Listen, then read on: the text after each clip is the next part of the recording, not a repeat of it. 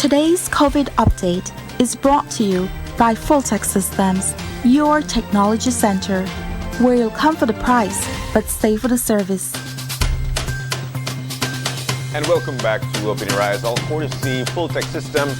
Of course, this is the COVID-19 update. In with us to update us is actually Dr. Manzanero, who is the Director of Health Services of the Ministry of Health. Dr. Manzanero, good morning, sir. Good morning. And how are you today? Well, it's a Wednesday. It's already the fourth day of the week, so we survived. I like that, and you're right, because Sunday is actually the first day, right? Yeah, you actually say update, but I don't know if it's an update anymore because it seems to be like the topic of I don't know, like 7 months now. Definitely. And Has it really been that long? It has been indeed. And so let's get on into it.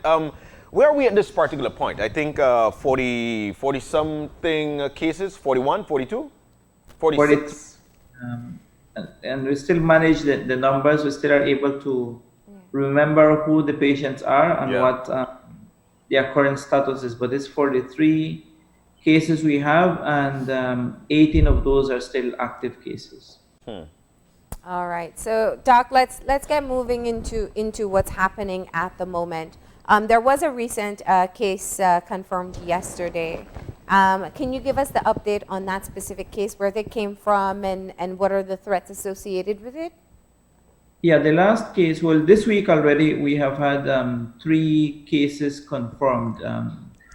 All of them are through the registration process. One is through the northern border entry point, the other is through the western border entry point, and one is from the flight on Friday. Those samples were processed on Monday. Okay. Yesterday's case is a patient who had been in Canada actually, but then had gone through Mexico.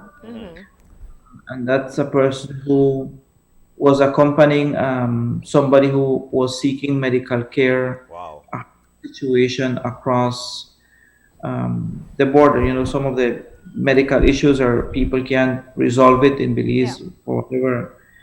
Sometimes it's not the treatment option is not available or it requires surgery. So that's those. I think we need to be mindful of that situation of people coming back. Is not only people who have been on holiday or people who just want to come on holiday. Okay. People who are seeking medical care, and this would be, I believe, the third person who has been the caregiver or somebody who's accompanying somebody who is ill coming back home. What kind of special considerations are made for these people when they do return, if they are ill or under treatment of some sort? Well, what we in the past, I'm talking about past as in March, April, people want to go with somebody who is seeking medical care, they were allowed to go. So it's basically a family that would go, or more than one adult, accompanying adult. Okay. Given the situation, particularly in Mexico, more so than Guatemala, it's easier to go into Mexico than it is to go into Guatemala. We have been usually just giving permission for one adult to accompany whoever is going to be the one seeking medical care. In case of children, that also happens, but sometimes you have to give permission for both parents. So what happens is once they leave, they send us a note of what they intend to do. If it's a procedure that can be done in Belize, we routinely will ask them that they reconsider and try to seek the medical care here, and we channel them to wherever, but it doesn't have to be public sector, it can be private sector. And people have determination in that regard. Now, if it's something that cannot be done here, or people already are receiving care routinely outside of country, then they leave. Going is not so much of a problem as when people are coming back. So when people are coming back, we ask always for them to send the medical report, and then when they intend to arrive. And what we do is we go and check where they're living. We give advice on the living quarters, what specific arrangements they may need to make for when the family member comes ill. The recovery process. But we also have had cases where people left way before any lockdown happened or when the borders were closed. So these persons might have been there for an extended period and are coming back after a long recovery outside of Belize.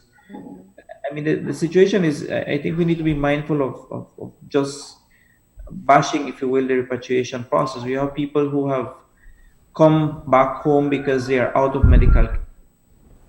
We have had somebody who has died while being in quarantine, and simply because they're just coming back home. I mean, they have exhausted our medical options, if you will. Oh, So the wow. part of the repatriation process, and I don't know that we have been mindful of those situations.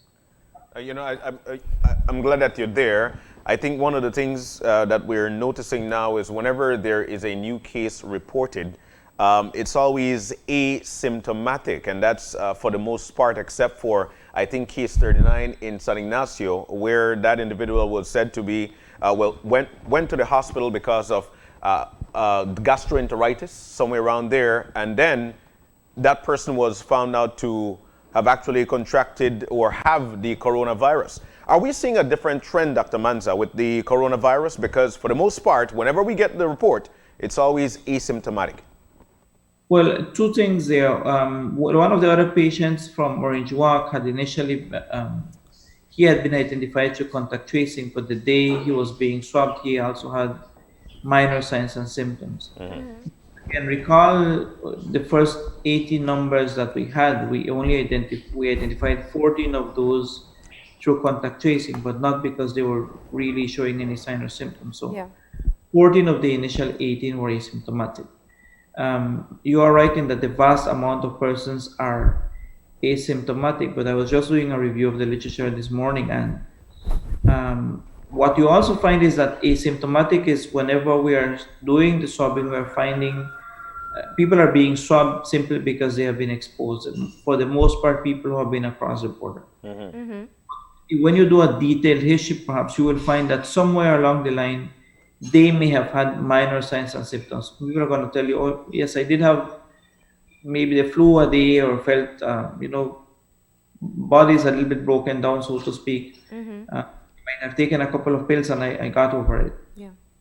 So in the true sense, they might have had very minor signs and symptoms, but because they are so minor, people will tend to think that that's, maybe today I just woke up and I was tired, that kind of thing. And it appears as if nothing much has happened. So when you do the actual case history, you are going to place them as asymptomatic because there and then they don't have any sign or symptom. But right in that they are not requiring medical care. If we go also back to the data, when you look at the countries in the region, they had said up to 80% of the population is going to be asymptomatic. Yeah. Recent data in neighboring Mexico is talking about 40 to 60% of the population right now being asymptomatic because they have X amount of cases coming up every day. So it follows the trend of what other countries are reporting. It's not that Belize is not, we're a different population, so to speak. That's not. Yeah. This follows the data. I think the key part in when we talk about asymptomatic cases is looking at the threat that they pose in spreading the virus. If a person is asymptomatic, means they're not coughing, they're not sneezing, they don't have any signs of illness or symptoms of COVID-19, how do they shed the virus and pass it on? Well, again, that's the value of perhaps wearing a mask, because remember one of the items we had initially spoken of was respiratory etiquette, which means if you're coughing, sneezing. But you don't have that in a normal conversation. Yeah. In those environment where there's AC and you have a lot of people, bars, casinos being petri dishes for these things, that's when you can have somebody who might be what you call a super spreader. So it's somebody who has the respiratory signs and symptoms that is going to be passing on. That's a person more likely to pass on the virus. But that's the reason why a mask is being considered as a prevention measure when you're out in public or when you're publicly speaking, so to speak, because that's where you can transmit it. Of course, the more ill you are, the more likely it is that you're spreading a higher quantity of viruses, if you will. So asymptomatic can still be a spreader, and we call some of them super spreaders because some people are shedding viruses for extended periods of time. Not the traditional 14, 21 days. People can shed virus up to 50 days. Yeah. That's known situations there. You know, as we prepare for the reopening of the airport, I think one of the most important things is to take stock as to how prepared we are. Yeah. When you spoke, we talked about the asymptomatic cases that we've had so far, and of all the cases that we have detected, we've had what, about 5, 6 hospitalizations so far? We had a total of 4 only. 4? Well, two of the last ones were briefly in the hospital. Yeah. So you wouldn't really, I mean, if you want to count them, that would be 6 out of the 6. 30. Yeah, and 2 fatalities from those 6. And um, so my question is, we know that one of the concerns about COVID-19 is how it can overwhelm the healthcare sector. There will be a vast majority of people who are positive who won't require hospital care. But when there is an overwhelming number of cases and an overwhelming number of persons needing treatment, we know that that can be very easily a crisis situation. Dr. Manza, we've spoken before about numbers of ventilators and beds. How prepared would you say we are in terms of being able to open up the borders in the event that we get a high spike of cases? Well, 2 layers of information there. One is, well, we are more prepared than we were in March when we had a border open. We are more prepared than what we had in April, May, Yeah. and the preparation process is ongoing. It hasn't really stopped. Yeah. And it is because it's not only the hospital beds. Yesterday, for example, from Bowen and Bowen, 8 non-invasive ventilators. So that brings the total in terms of invasive, non-invasive, more than 30 ventilators now available for COVID-19 facilities. So the reason why the preparation process is ongoing, because, for example, with the ventilators received yesterday, those are set up by the maintenance unit and then checked, and staff will deploy to the entities where they will go.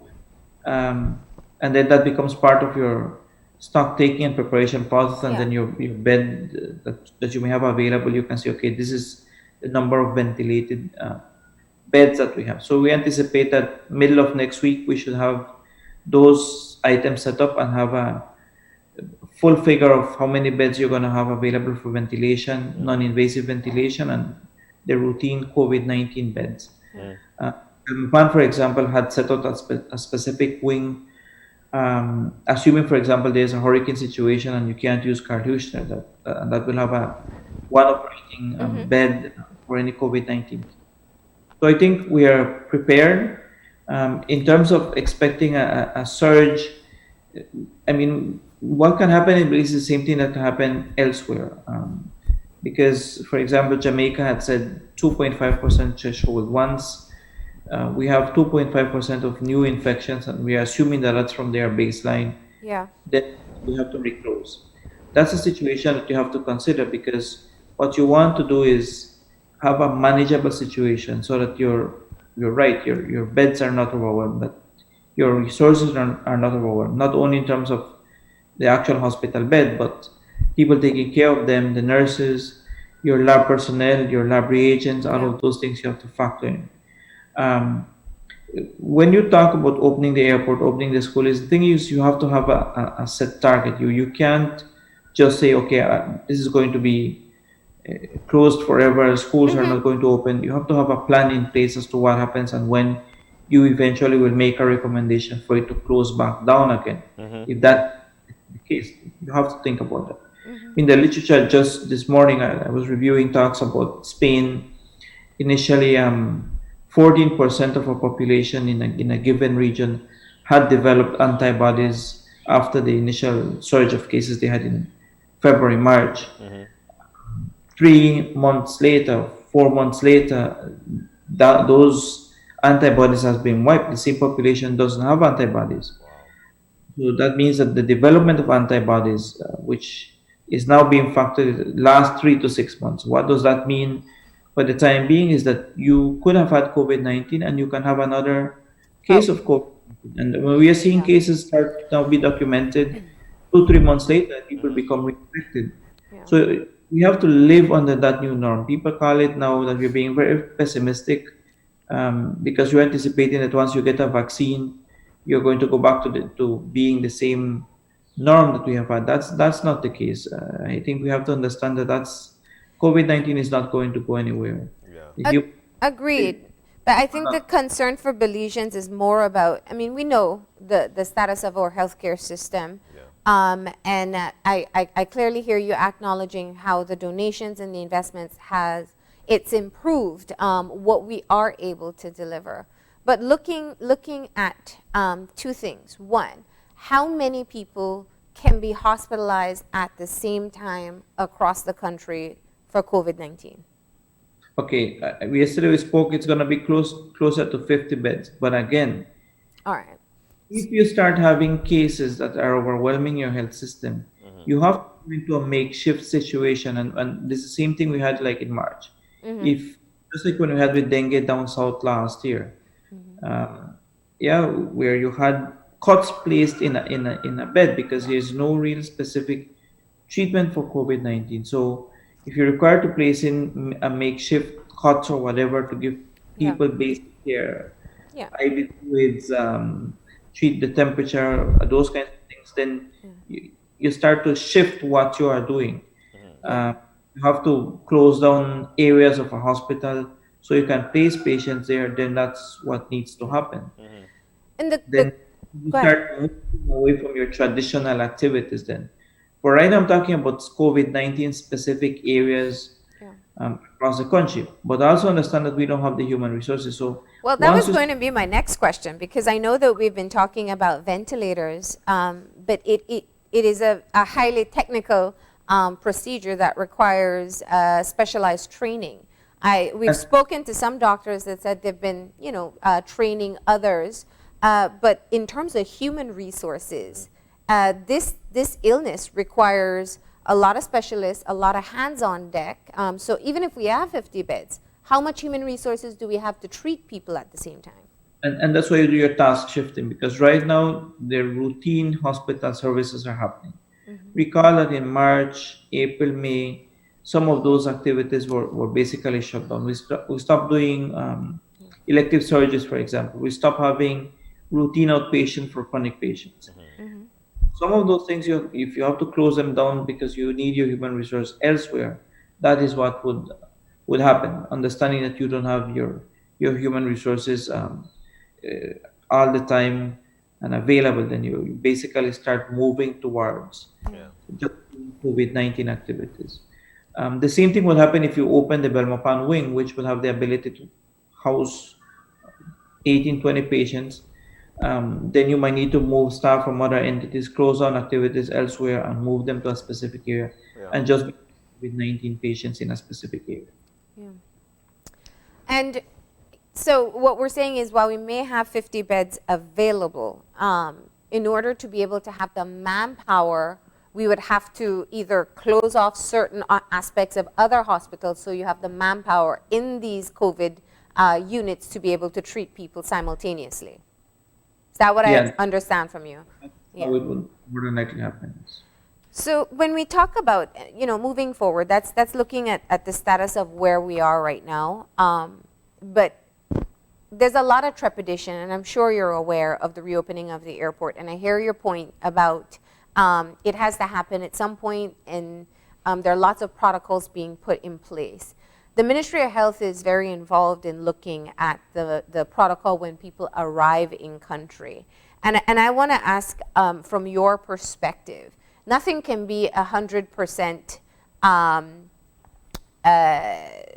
accurate, but we have heard repeatedly, especially from health officials, that the rapid tests are not as accurate as they need to be. However, we keep on hearing in Belize that what's going to be done to screen people is that they'll use rapid tests, 2 rapid tests, but still a not so accurate measurement. How comfortable do you feel about the accuracy of the results we're going to get at the airport?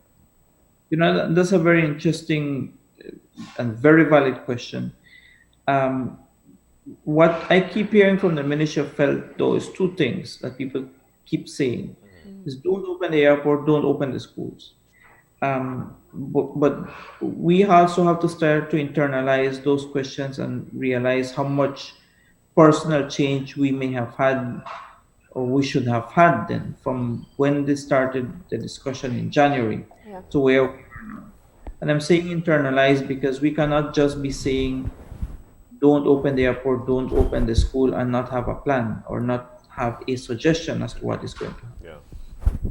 That's one. Two, the questions that you are talking about rapid testing, what we are aiming to do has not been done in the Caribbean countries, none that we know. We, we speak almost daily with Yes. CMOs. When we threw out the idea of what we intended to do, that's something that people latched on. And we are talking about two specific tests here in Belize. One of those tests was validated for use in one of the Caribbean countries, but then they stopped using it because they no longer had access to it. Okay. That's that. But the two rapid tests are for tourists arriving. And yesterday we had a very and almost an all-day discussion with counterparts from BTB, tourism, human development, all the entities, airport, all the entities were there. To look at potential numbers. What's the potential number of people that we're anticipating is going to be August, September, October, November, December projections, tourists. To see how manageable it is, to see how much staff we will need at the airport. Understanding that tourists coming are going to specific areas, specific hotels, that they have to go through a training process, that they need to be up in a list of, I think they call it the gold standard hotel. Yes. Gold standard, yeah. And yesterday there was no hotel that had completed that process as yet. So all of that is sort of a tourist arriving will go to a specific area in specific transportation that the hotel will identify. They cannot be renting cars out as yet. They cannot be taking any public transportation. They cannot be going in any private transportation unless it's part of that safety corridor, if you will. So even when you take a tour, the tours will have to be guided by specific persons. It will only be into specific entities that are to be determined by the middle of next week, maybe, in terms of you can't just be going to all the sites in Belize. That's pretty much kind of mapped out of where the tourist is going to be. We also heard of people saying, but the tourist hasn't been told that. Well, that's part of the process. You educating is so that people know that once they start coming, this is what is going to be in place. That the mask situation applies equally to them. That they will need to be swabbed upon arrival. That the cost of those tests will be passed on by some. That's not the municipality. The tourists are going to pay for it. We've asked that question already. Yeah. But Dr. Manzanero, if I could go back to it though, if we were to look at or Caribbean, and I know you have regular conversations with the health leaders in other countries, if we're to look at what happens there and use that as a sample of what we'll potentially face, we know there'll be positive cases that come. Unfortunately, most of our tourists are going to come from the United States. We know there are it's a situation that's not contained in the United States, and unfortunately they don't take it as serious. They still move around even though they know they're positive.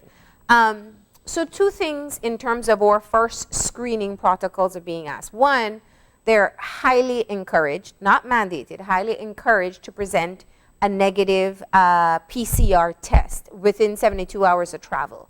Now, I'm sure you're aware that's highly unlikely given the context of what's happening in the United States. It takes a week or more to get the results of your test. So you'll have, let's assume, the majority of the people coming in, whatever number that is, requiring these rapid tests. So that's going to be our preventative measure to decipher who's positive and who's negative. What is the accuracy of the tests that are going to be used? Because remember, the Belizean public had heard for very long, back in March, back in April, from the very Ministry of Health that we couldn't use rapid tests because they weren't accurate enough. So what is the accuracy of the tests that we are going to use? And that's why we are thinking of doing what's called 2 parallel rapid tests. Same time. They are not, you're going to get 2 swabs and run those 2 parallel tests at random, and that the validation of one of those tests started at the lab last week Friday, so that we are able, maybe 2 weeks, tell you what kind of sensitivity, specificity we are finding from local context.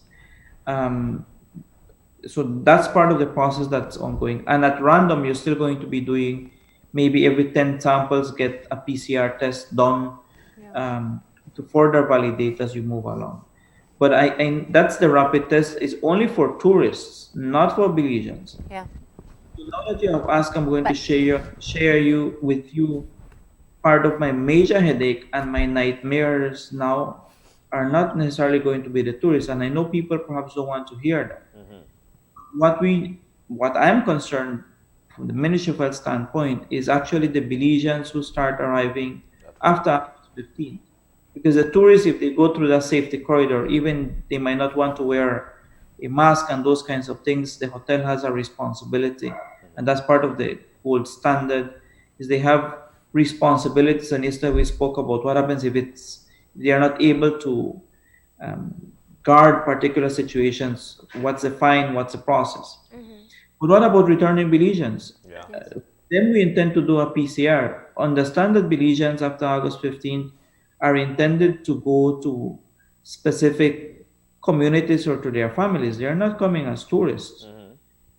So that's a situation. You said PCR. We are making provisions assuming that Belizeans are not going to be getting a PCR test upon arrival.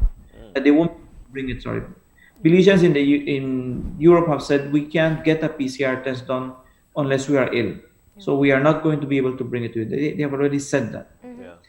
So that's one. So once they go to their family and their community, this is part of the discussions we are having, is we still need to be able to ask you to stay in a self quarantine for 14 days. So the mandatory quarantine that is currently required by returning through the repatriation process will no longer be required of Belizeans after August 15th. That's part of the discussion we had yesterday. The Solgen's office was in there because from the Ministry of Health, and that's why I said I'm sharing my headache, and I'll give you two other headaches, two other pieces of the nightmare. Is to still keep that 14-day mandatory quarantine and what happens whenever you break it. And other countries are doing it. That's one of the two headaches. Headache number two is you have Belizeans, and this is returning Belizeans who are coming back home. Also have Belizeans who have reached out to us to say, listen, I'm going to go there because I want to go back home. I'm going to be on vacation 5, 8, 10 days, and then I want to come back to the US where I live. But then your 14-day quarantine will be wiped out in those 5 to 8 days. And these are people who wouldn't that go back to purpose of travel? A Belizean returning home is returning home versus a Belizean American or whatever other or wherever they live is coming for tourism practices or for travel. Then they'd be treated like the tourists. I'm sorry, 1 second. I'm not sure what's happening. We have some audio problems. All right, can we test it again? Let's hear Doc. Doc, are you still there? I am here. Okay, good. Yeah, I don't know. Something was happening. But yeah, going back to the question. So Belizeans will be required to take a PCR test. That's what you've said so far. And there are two types of Belizeans that may be coming to the country. One, those who are returning home, as we've seen with the repatriation process, and those who may be coming for vacation as tourists. So it's actually three, and I'll give you my other headache. Okay. But remember, they are coming with a Belize passport, so we need to make it clear to even Belizeans who are coming as a tourist and discussed yesterday what channel they will go. If you're coming as a tourist, you'll have to go through a safety corridor. You can't be allowed to go. You have to stay in a hotel, not with your family. Yeah, the third set, and this is where you see things start to get complicated with Belizeans, not necessarily the tourists. And I don't know if you have thought of it. You have to understand that there are Belizeans who are going to be climbing on the plane going to the US August 15th. Shopping.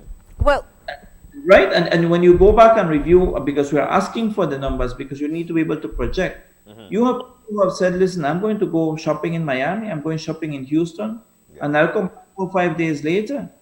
And then who's going to place me in quarantine and who's going to pay for it? Yeah. So that's part of the clear process that we need to be able to say to everybody. We are still not going to be recommending non-essential travel. We did that in February and March, and you still had people who travel. We can't tell them, no, you're a Belizean free to travel, your airport is open. Yeah. But see that. Well, a recommendation is merely a recommendation, no? Yeah, that's true. What But happens if you come 5 days later? This is the example I threw out yesterday, and I presented it to the NOC. yeah. Because it's a growing population. You have people who say, I have 5 days vacation. And I'm Yeah. telling you because we are meeting with employers, Belizean employers, who are concerned because they're saying, my staff has a 1 week vacation. They're saying they are going shopping in Miami. They come back the following Monday. They no longer have vacation. They are going to be under quarantine. What happens then? To me, it's clear in my head what should happen with them. Yeah. They should be under quarantine for 14 days, and I don't know that the system should bear that cost. So, but that needs to be clearly articulated, and that's why I keep saying, I know people are concerned about the airport, but it is the Belizeans that are going to be coming to mix back with family and the community. That should be the headache. I don't think the tourists should be the primary headache. I'm not saying there should not be a headache, but in the nightmares I have had after being at the airport on Friday, I've been with these three sets of persons, how we're going to handle that situation once the airport opens. But Dr. Manza, and this is for this reason, a lot of people are actually extremely skeptical about getting the airport open. I mean, yes, tourists coming into the country, but you're right on the bat there, whereby Belizeans will be coming in and they're going into their community. So where would they go? We don't know. And then this is what, for a lot of people would say, you know what? This is what causing the spread. And it begs me to ask the question, because we've got our Caribbean sisters, brothers actually, who have actually gotten their airport open, and now they're actually on the brink of, hey, we need to close this thing off. What are we learning from them that we could do better here to eventually move forward as best as possible, knowing that we actually need the income? Well, it keeps changing, and that's why even a protocol is difficult to nail down. For example, the Jamaican CMO in a discussion we had earlier in the week said, listen, our plan changes every week. Yeah. The protocol changes every week. Remember, they started doing PCR testing upon everybody returning. Yeah. Then they eventually gave up. They have a bigger community, I assume, of Jamaicans living, their bigger population anyway, in the US, and they eventually gave up on doing PCR upon arrival. So they do it random for symptomatics, and so that's part of the reason why they are considering closing. They get 3 flights from the Florida area to their major airport, but understand they have another international airport. So the situation becomes much more difficult to manage for them in that sense. So you learn from that. When Antigua and Barbuda, what are they doing? St. Lucia, what are they doing? And so your plan changes as you move along. So even for us, what we said last week is going to change, not only in terms of the airport, even in terms of processes that we have, even in terms of testing days. Over the last 2 weeks, we moved away from just doing testing twice a week. All these things are very fluid. That's how COVID-19 is. It changes every day. You have to be on top of it. You have to review the literature. Now you know that it's not developing immunity. So whoever may have gotten infected before in the country can no longer say that they are immune. They are just as likely to get infected. Yeah. Now, and I think it's a key point when you say that the protocol changes regularly, and from what I've read with what's happening in the rest of the Caribbean, that is very much true.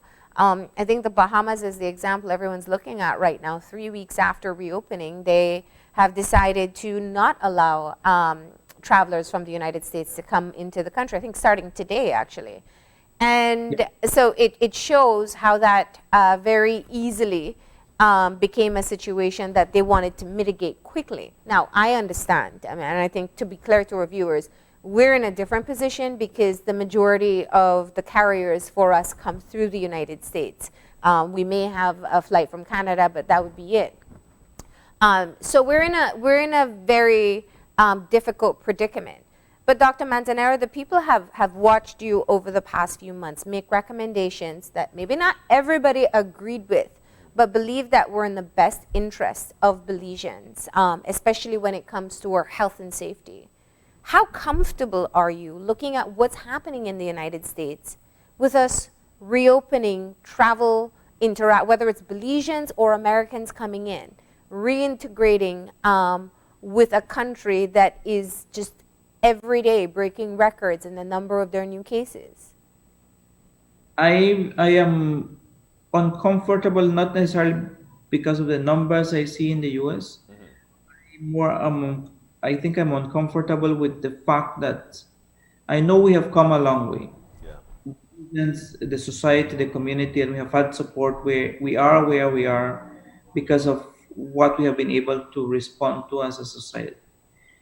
What makes me perhaps uncomfortable is the fact that when you see photos of what's happening in Belize, before I even go and watch what's happening in the US, where we don't do physical distancing, where we don't really wear a mask, where we're having these massive parties, where there's invitation for parties.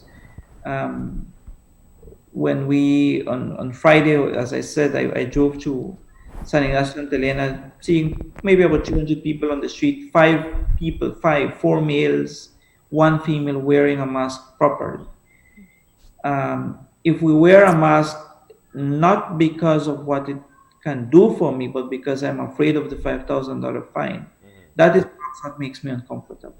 Because if you are able to, whatever is going to arrive, we need to be prepared from the personal standpoint. So when the health system continues to prepare itself, the question is, how are we preparing ourselves on an individual basis? How are we preparing our families? How are we preparing our children for living under a new norm? If we now know that it's not going to go away, that's one. We now know that there is no immunity developed, which means you can't talk about herd immunity unless you have a vaccine and 95% coverage, and that may not be for the next 2 years. Then what is it then that we are going to do? So granted, you open the airport is a situation you can anticipate cases. Some people say up to 2% of people arriving are potentially infected, especially from the US.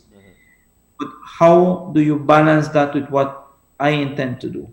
If I am in a community where I'm doing my portion of the work, me personally, everybody does their work, then if there's people can stick to the protocol, then just like we have managed to do elements of good as a community society, then I think we have an opportunity to also be able to do something good with it. But I don't know that we as a collective have really internalized the message. That's perhaps what makes me uncomfortable beyond what happens in the US. I know we talk about US citizens not really necessarily want these elements that don't believe in wearing a mask. But I don't know if we as a society wear the mask because we understand and appreciate the potential barrier it has. I don't know if we do elements of physical distancing. I said it before. People say go to school, but I see children on the street, and when I ask somebody, I say, because they have to come with me to buy the school books they are going to use. But you're exposing children all over. And you recall in March when I said something about the mask, and I said, maybe we use this as a rehearsal for when you really need to use it. So 4 months later, we should have rehearsed enough. Well, Doc, I was going to say, if you'd allow me, because I know, I hear what you're saying, and I think that what I'm hearing from you is that we all need to look at our individual protective measures. But, I mean, your background especially, because we've worked together in the past, you know that in your experience with HIV, behavior change is not something that happens overnight. And the protocols are really something that are a complete change from what people are accustomed to. So I hear what you're saying, but I think there's also some acknowledgement that it takes time for people to adjust. And so looking at it from where we were in March, I think in March people were a lot more vigilant because the situation was new and urgent. And there seems to have been a relaxation that's taken place.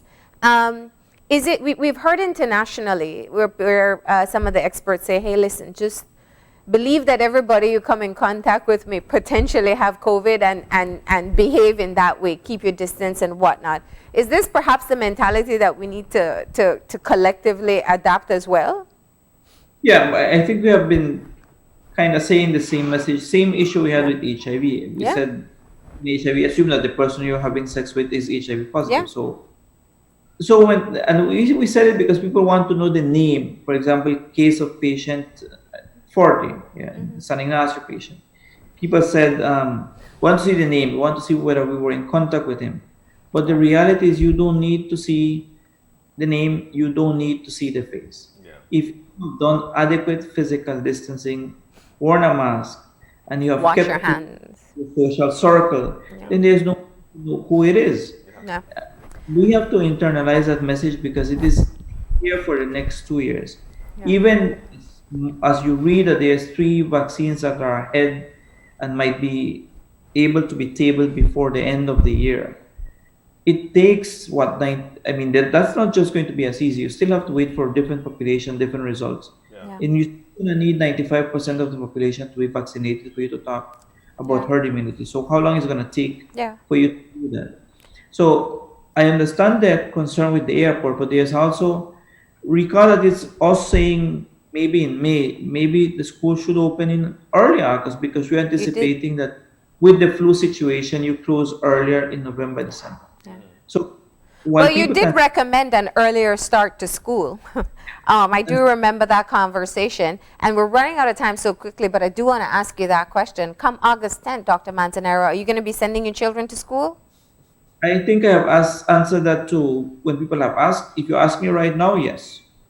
And you have to prepare them because, again, how long have they been out of school? In March, remember we closed schools when we didn't have a case. It becomes part of the fear situation. Yeah. But instead of just saying don't open the school, what is it that we're going to do? How do I prepare my child? People are saying children will not learn.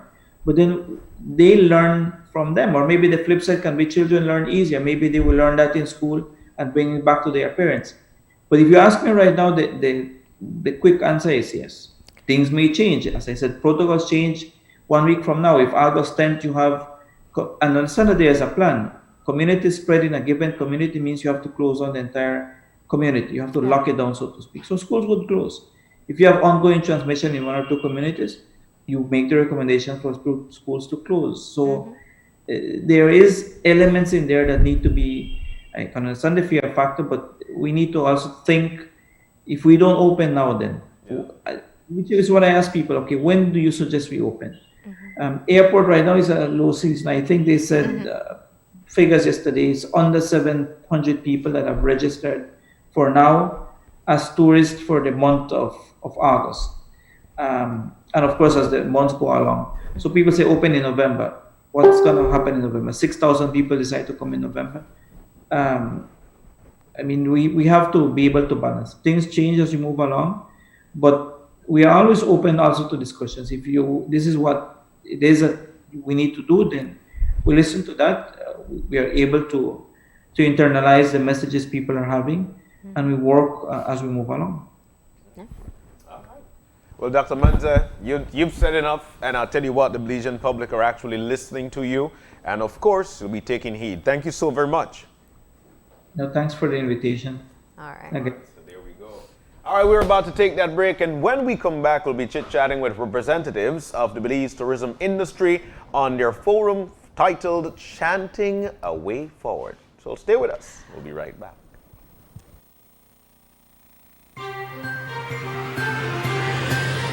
This COVID update was brought to you by Fulltech Systems, your technology center, where you'll come for the price, but stay for the service.